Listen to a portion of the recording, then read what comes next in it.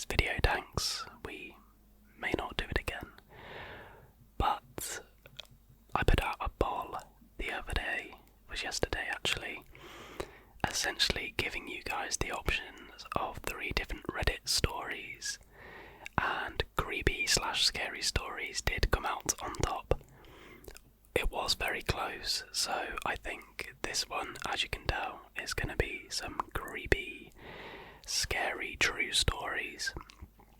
But I think the next Reddit video I will sort of trial will be not scary, just insane, unbelievable, sort of coincidence type stories.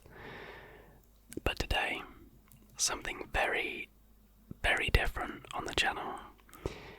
I found 5 scary stories on the Reddit page called Let's Not Meet, and these are meant to be true scary stories, so not necessarily supernatural, more scary, sort of terrifying, creepy encounters. So I know for a lot of people this is not going to be the video for you.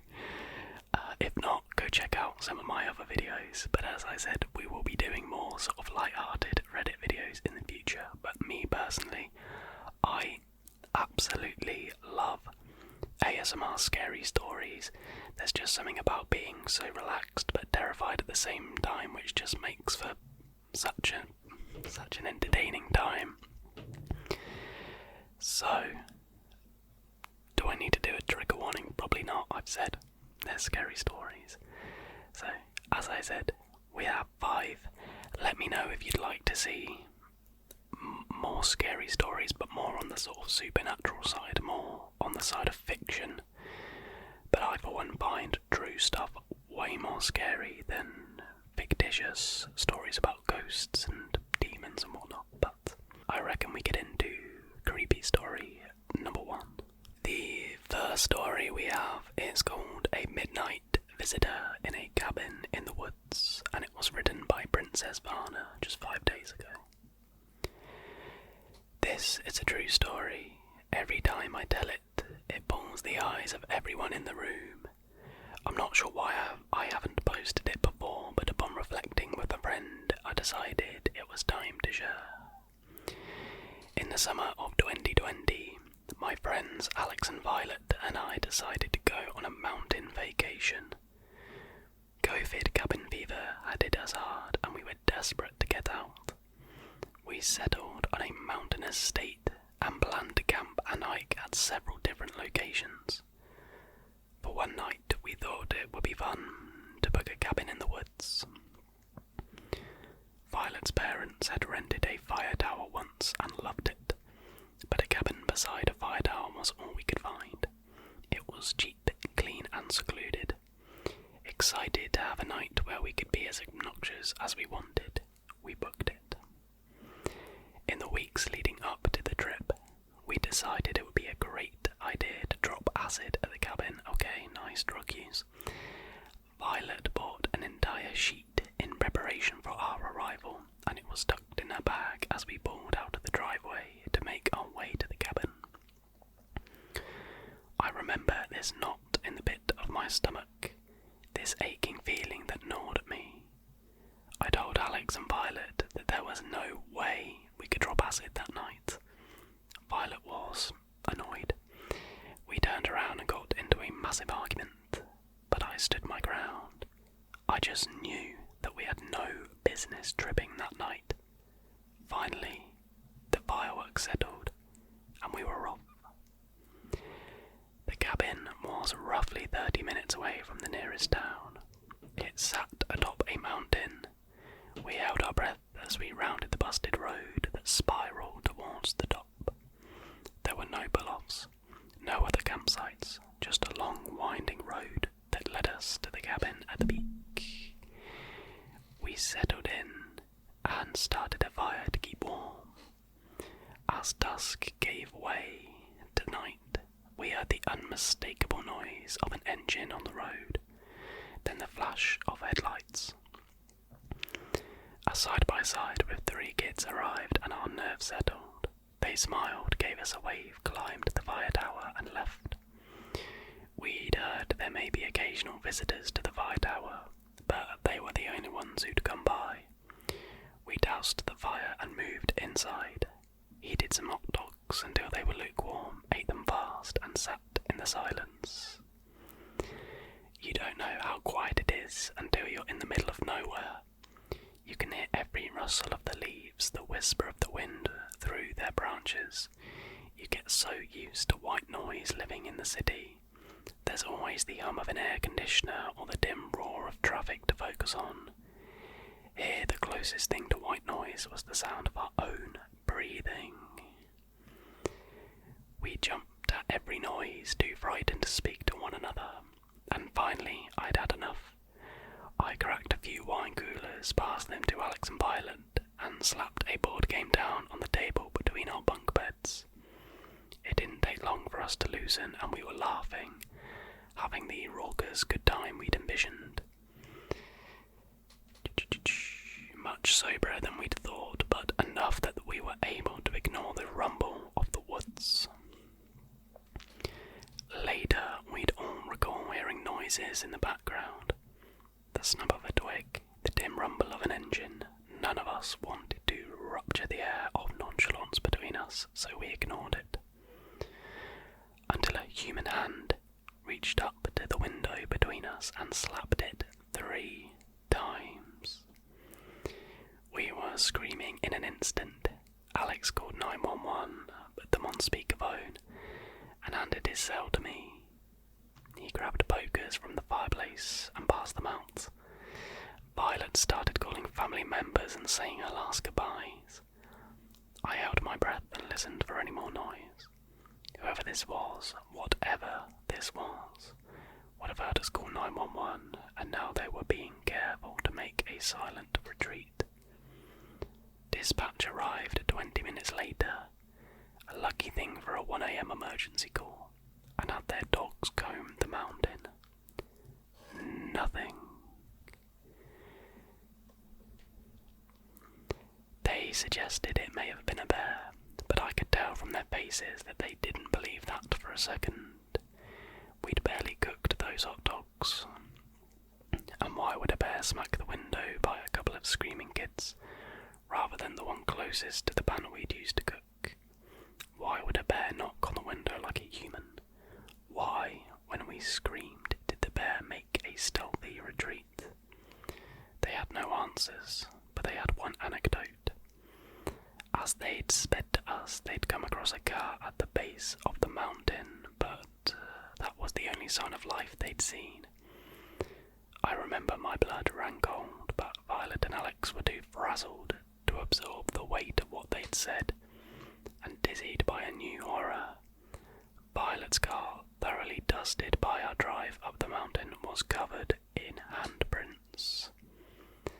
Handprints that didn't match ours, that touched places we hadn't. We grabbed our stuff by the armful and threw it inside, eager to remove every part of ourselves from the mountain. We followed the police, grateful every bottle found us further and further from that wretched cabin. We made it down in record time and found lodging at a seedy hotel that reeked of cat urine. I couldn't sleep. The thought of that car on the road rang in my head. Remember, there was nothing else on that mountain. It was a narrow road to the top, no pull-offs, no other campsites. There was the fire tower. Maybe a visitor decided to spook us during their late-night excursion.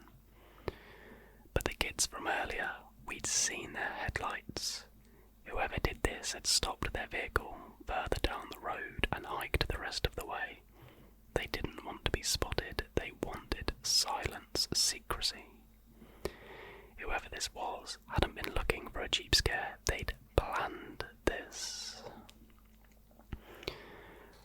I don't think I'll ever know what the person on the mountain wanted from me. I don't know if it was a practical joke or the beginning of a night of terror. I'm grateful for Alex's quick wit in calling 911. I wonder if our visitor knew we had service. It had certainly been a welcome surprise to us. Perhaps that was a wrench in his plan, enough to spook him before he could make things ugly. In truth, I don't know if I want right, stranger, let's not meet. There we go, that was story number 1. Not super scary, but I think it's one of those ones, if this was you in this situation, it would definitely just shake you for life. I'm gonna see if I can turn things up a little bit and try and find one that's a little bit more scary, so I'll be back with story number 2. So this next one is titled You Made the Right Choice, posted by That's Ridiculous Dude 6 days ago. So this happened a couple of days ago. I live in the suburbs of Northern California with my parents in an upper middle class neighborhood. My parents are away for their anniversary, so I've had the place to myself for the week. I got home from a late shift at work around 1 AM. I go inside, shower, then I head to the kitchen to make some buffalo wings for dinner. I crack open a beer and sit in front of the TV. I was sifting through movies to watch on HBO Plus when all of a sudden the doorbell rings. It actually startled me to the point that I actually jumped off the couch, knocking my beer over in the process. It's now 2 AM and there was no good reason for anyone to be at the door at this hour. I just stared in the direction of the front door for several seconds before it rang again, followed by rapid knocking on the door and window. Now, for whatever reason, I was no longer scared but more annoyed at the fact that some idiot would think it's an appropriate time to be banging on someone's front door. I head over to the front door, unlock the deadbolt, and pull the front door open, leaving the chain in place. In the heat of the moment, I did not think to look out the window first, I just yanked the door open.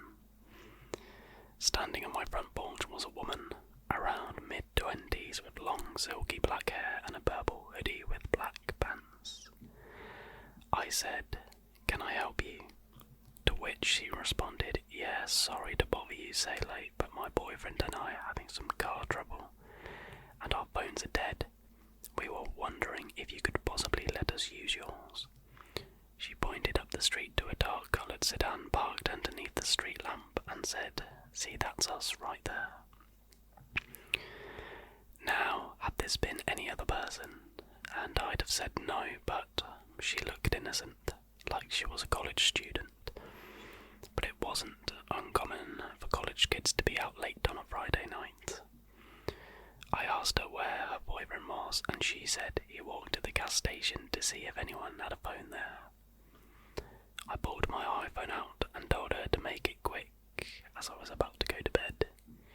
She thanked me and said she'd only take 2 seconds. She took my phone and dialed a number and put the phone up to her ear. After a couple rings, whoever she called picked up and she said, "Yeah, it's me, I'm borrowing someone's phone." She stopped talking and I could barely make out a man's voice on the other end. Now at this point I started to feel uneasy. She was taking a lot longer to be done with the phone call and I started to get impatient. The whole time she just stood there staring at me with a wide-eyed expression and a creepy smile that looked forced, while this person on the other end kept talking. She finally said "okay, bye" and handed me back the phone. She then said, "Do you think I might be able to come inside to use your bathroom?" I said no and wished her good luck before shutting the front door. Right as I was about to walk away, I heard her laugh and say, "You made the right choice." Oh my gosh. I looked out the peephole and she was still standing on my porch, but now she had a man standing next to her. He looked to be around her age and was wearing a hoodie and a face mask. The pair then started to circle around my house, banging on windows and laughing. I didn't hesitate to call 911 at this point. They stuck around for several minutes trying to get in through my back door. I had my Glock 19 in hand, aimed at the back door, with 911 on speaker, and was prepared to do whatever I had to do if they got in. They banged on my back door for around 5 street to that same black sedan I mentioned earlier and take off up the street. Cops showed up a few minutes later and took a report. They told me that I was the third person to call them that night reporting a suspicious couple attempting to enter homes. I don't know what they had planned, but I'm inclined to believe it was nothing nice. Moral of the story is never answer the door at 2 AM, especially without looking to see who it is first. I learned my lesson that night.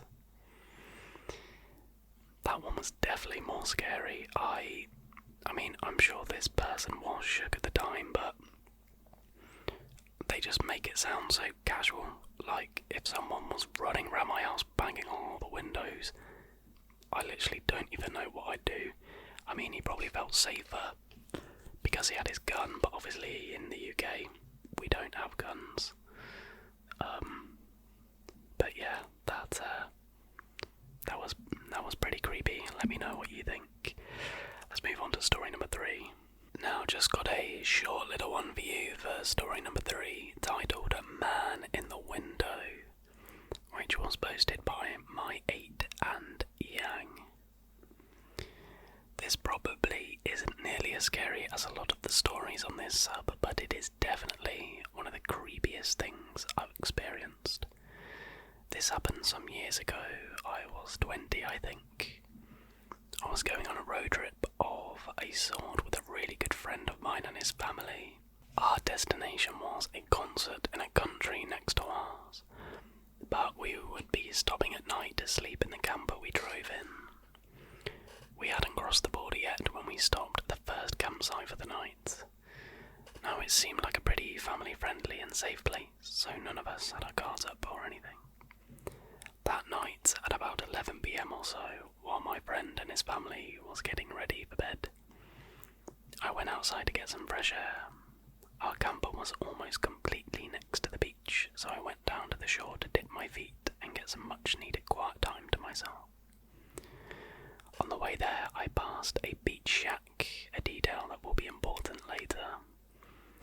As I stood there letting the waves lap over my feet, I noticed the silhouette of a man further down the beach, but it was a public space for campers, so I didn't think much of it. After being absorbed by splashing in the water with my feet and enjoying the moonlight, I decided to make my way back. Of course, it was very dark given the late hour, but I don't scare easily. Now, as a woman in the modern world, I usually do stay on my guard after dark, but that thought never occurred to me since I felt I was in a safe environment so close to the campsite. Anyways, as I was walking back, I noticed that the silhouette of the man further down the beach was gone.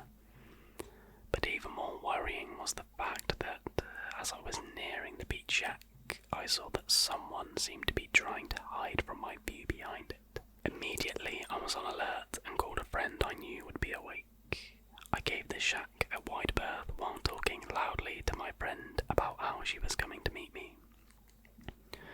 After not too long, I got safely back to the campsite and hopped in bed in the caravan. I didn't tell my friend or his family because even though I was scared, there could have been many logical, non-threatening answers to what I saw. I put it out of mind, and the rest of the trip went off without a hitch. About a year or so later, I was talking to my friend about the trip and suddenly remembered this creepy experience. As I told him, he slowly became pale, though, and told me something his brother had told him and his family over breakfast, some months after the trip. That same night, after I'd gotten back and gone to bed, his brother had gotten up late at night to get some water, but when he passed the window right by his bed, he saw a man standing right there outside looking in the window. As soon as he was seen, the man left, but it definitely creeped out the brother a lot. But just like me, he seemed to put it out of his mind. Now, with both of those stories, it doesn't seem too far-fetched that the man hiding by the beach shack had followed me back. I really am scared to think about what would have happened if I had been alone. Story number 4 comes from Monkey Low and is titled "To the Guy in My Bedroom." I was 23 years old, female, at that time and a student. I was living alone in a small apartment complex not too far away from my school.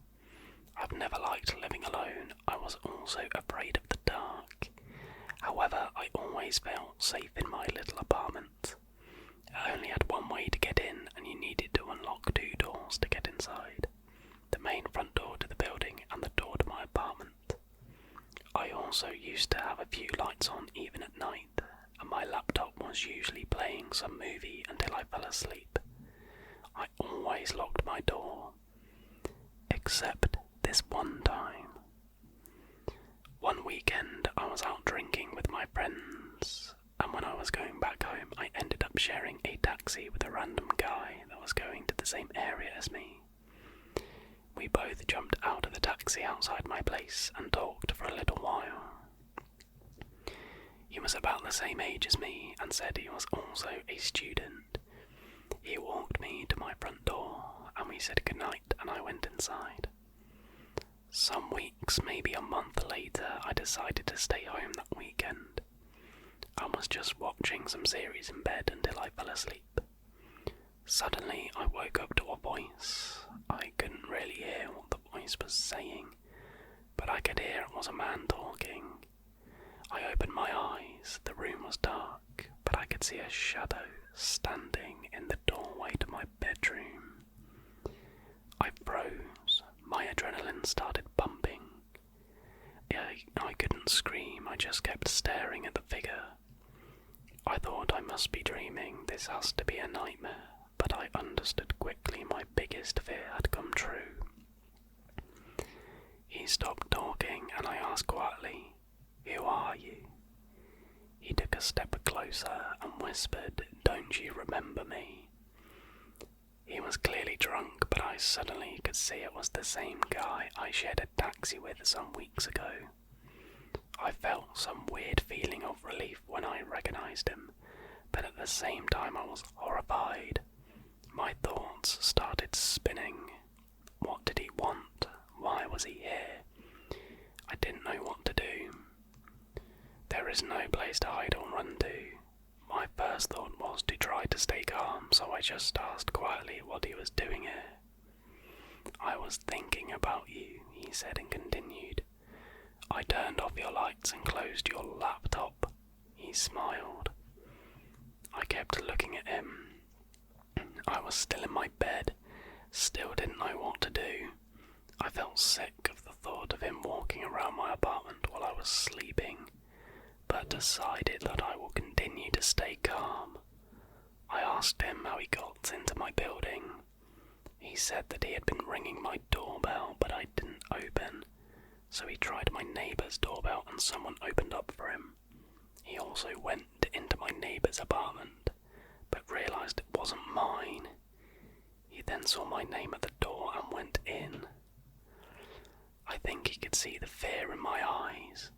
He suddenly turned around and said, "I think I should go." He stumbled out and I went after him. Right before he left he said, "You should really lock your door."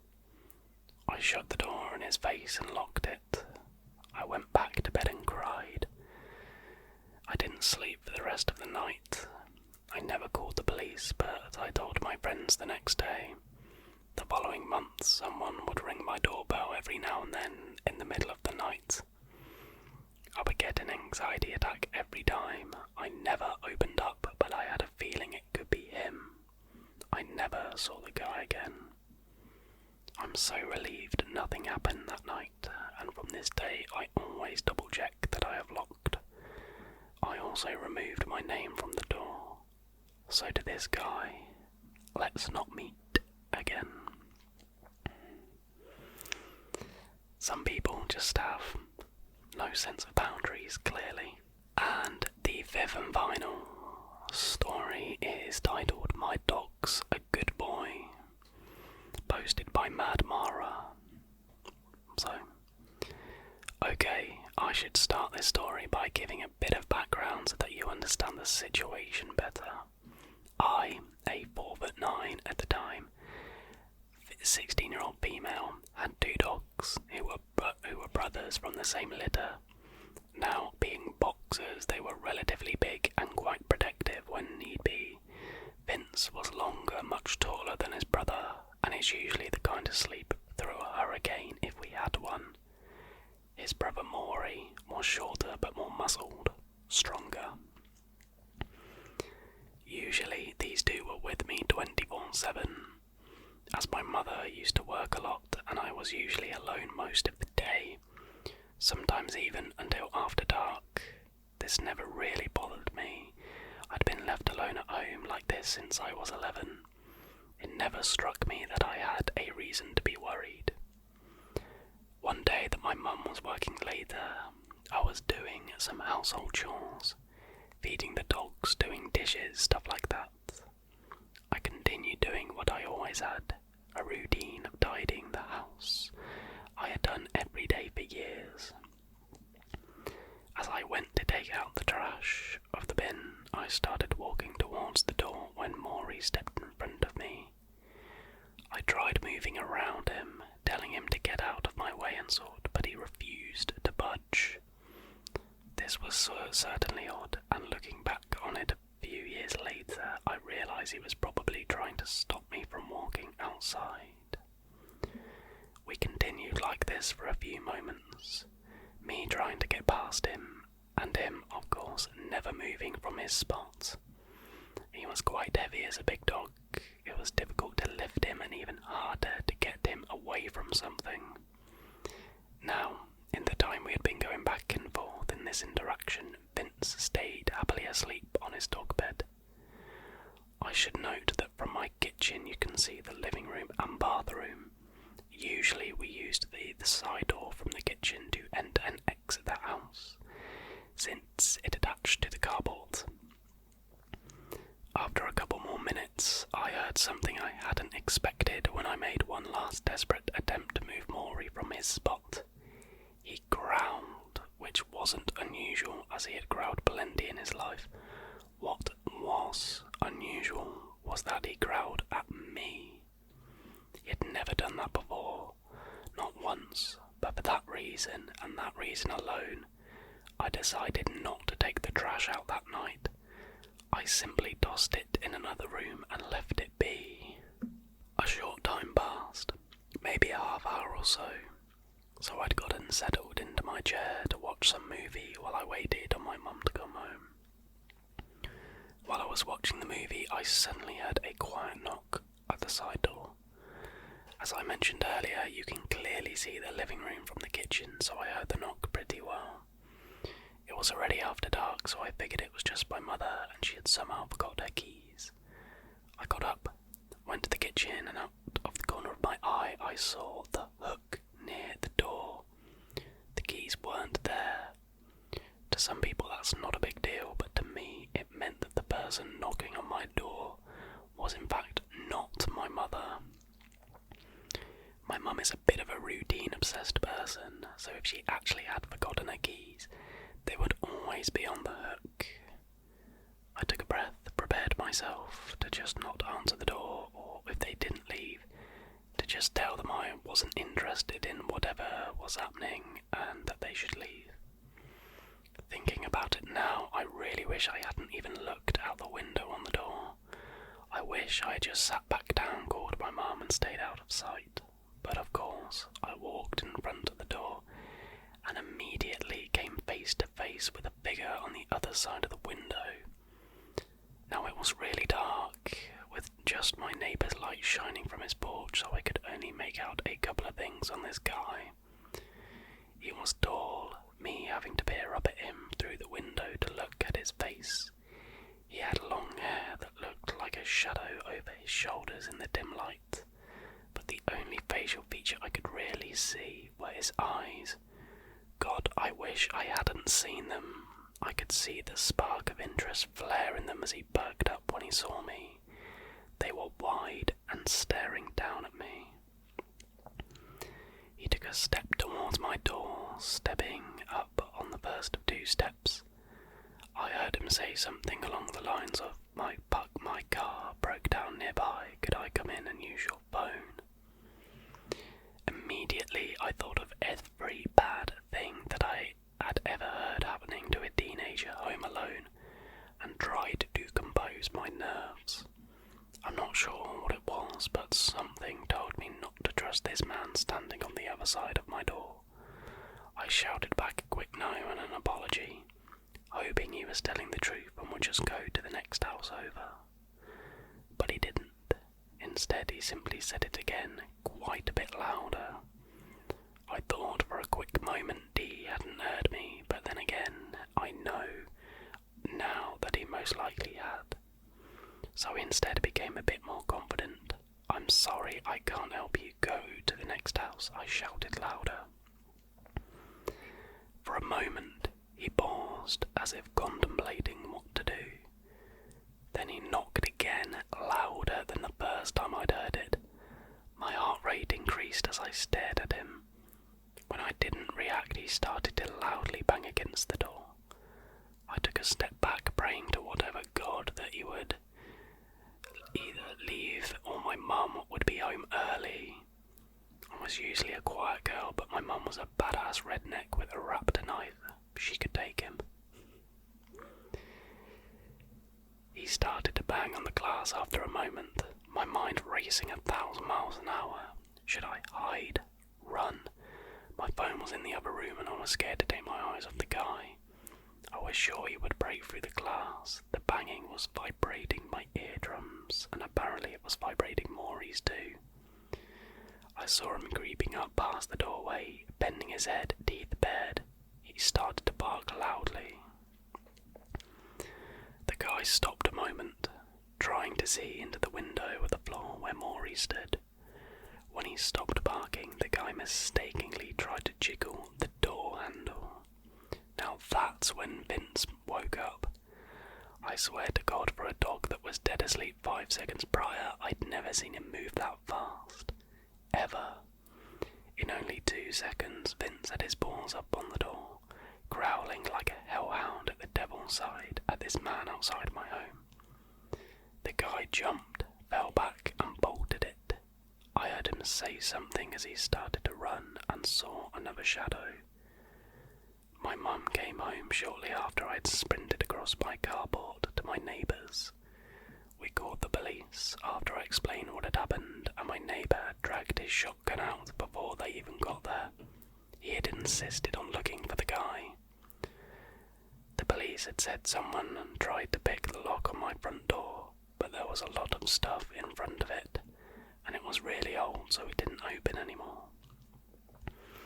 I went to bed that night uneasy, and so very thankful I had 2 dogs who were not only strong and big, but one that was vigilant, and one that could practically kill you if you let him. A few weeks went by and we hadn't heard from the cops, so eventually I stopped trying to think about it. Another month went by, and although I was a bit scared of being home alone, nothing else seemed to happen. Then we got another visit from the cops. What they told me made my heart sink in my chest and still gives me chills to this day. They had caught the guys and realised they were stalking me. Yes, guys, plural. There were 2 guys that had apparently been stalking me without my knowledge for months. They had several photos of me, words they had written over them, awful words. The police had been fairly adamant that I changed my locks since they caught 2 guys, and there was evidence of a third. We moved shortly after that. I still pass by that house sometimes when I go to visit friends or do stuff around the area. A chill runs down my spine every time I do. To think that they never caught one of the guys was scary enough. The fact they tried to break into my house was worse, not to mention that I hadn't even known they were watching me. I still think about it even a few years later. I dread what would have happened if my dogs weren't there, and I dread even worse about what they had planned to do if I had opened the door, or they had successfully broken in. I suppose they weren't expecting my dogs since our backyard is fenced and they mostly stayed indoors since it was so hot where I lived. I thank the universe every day that I had them, especially now. My mum never worked until after dark again after that, which in all honesty was fine with me. So to the man they still haven't caught, let's not meet. And that was the final story. Very, very creepy. And that is gonna do it for this video. Sorry if some of you are scared or unsettled, but I mean, you knew what you were getting into when you started watching this video. Please do comment down below what Reddit stories you'd like to see. Would you like to see some more horror supernatural ones, or would you just like to see some like crazy stories you wouldn't believe? Let me know, and let me know if you enjoyed this. Hit the like button if you did. But yes, that is gonna do it for tonight's video.